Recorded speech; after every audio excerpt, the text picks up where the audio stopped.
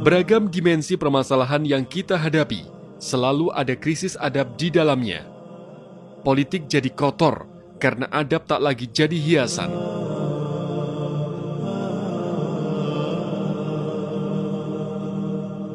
Sama halnya dengan penegakan hukum. Ekonomi terpuruk karena adab terkikis oleh ketamakan. Hubungan sosial pun meruncing akibat adab yang tak lagi diindahkan.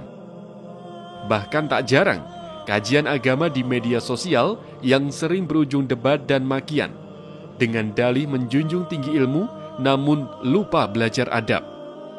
Kita pun tidak ingat lagi kapan persisnya krisis adab itu berawal.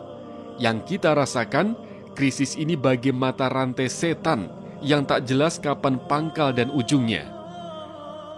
Pendidikan baik di rumah maupun sekolah sering disorot sebagai pihak yang paling bertanggung jawab.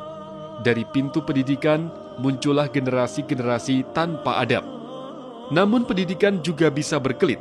Semua terjadi karena tidak ada model dan acuan yang dapat dijadikan standar. Siapa tokoh yang dipakai sebagai role model? Apa saja ajarannya sehingga dapat dijadikan panduan untuk menjadikan anak-anak kita beradab? Sebuah pertanyaan yang seharusnya tak perlu ada jika kita mengenal kitab Al-Adab Al-Mufrad. Ya Rabbi amilni binutfika innani abdun taman. Kitab klasik ini disusun oleh Imam Bukhari, perawi hadis yang tiada banding. Berisi kumpulan hadis-hadis Nabi Muhammad SAW seputar adab beliau sehari-hari. Ada 644 bab yang dihimpun, yang berarti 644 bentuk adab yang perlu dicontoh dari Nabi SAW. Adab kepada orang tua, tetangga, teman, bahkan budak, dan semua kalangan yang manusia biasa berinteraksi dengannya.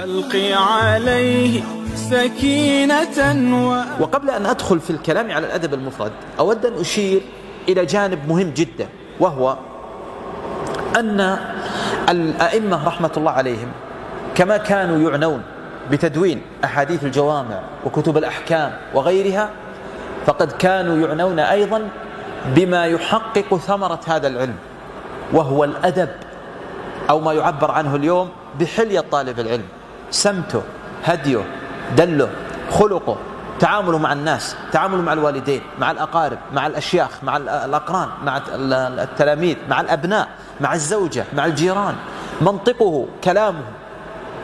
وما ذاك أيها الإخوة إلا لأن هؤلاء الأئمة يريد كل منهم أن يقول لطالب العلم إنما يراد من العلم العمل.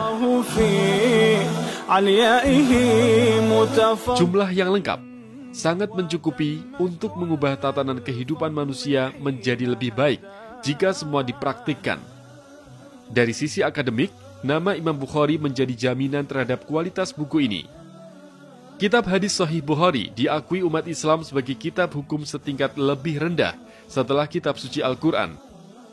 Sesuai namanya, Al-Adab Al-Mufrad, kitab ini khusus membahas tema-tema adab. Hal ini juga untuk membedakan dengan Jami As-Sahih atau Sahih Al-Bukhari yang memuat beragam tema. Kitab Al-Adab Al-Mufrad memuat 2/3 lebih banyak dibanding Sahih Al-Bukhari yang memuat 128 bab saja. Jumlah total hadis yang dikandung dalam Al-Adab Al-Mufrad adalah 1.322 hadis, sedangkan Sahih Al-Bukhari hanya memuat 256 hadis, atau 1/7 saja. لا يخفى عليكم أيها الأحبة أن أحاديث الأحكام يوجد منها ما لا يكاد يستعمله الإنسان في العمر إلا مرة، بل لا يكاد يستعمله قط. بل الرجل كما تعلمون يدرس أبوابا لا يمكن أن تمر به، ولكن هذه الكتب التي هي كتب الأدب لا يوجد فيها باب إلا ويحتاج الإنسان إليه في اليوم، أقول ربما مرة مرتين ثلاث. Demikianlah, seharusnya umat Islam tidak akan mengalami krisis adab seandainya mau kembali merujuk kepada ajaran nabinya Muhammad SAW. Dari sinilah, untuk mengisi celah dan lubang yang masih besar, penerbit Ummul Qura merilis kitab Al-Adab Al-Mufrad dalam versi bahasa Indonesia.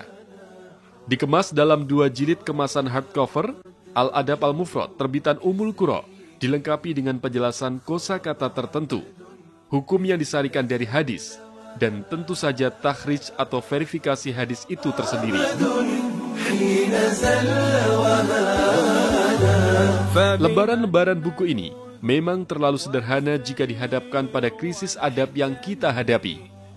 Namun, dengan pertolongan Allah Subhanahu wa Ta'ala, semoga amal sederhana ini memiliki andil dalam perbaikan kehidupan di negara kita, Indonesia.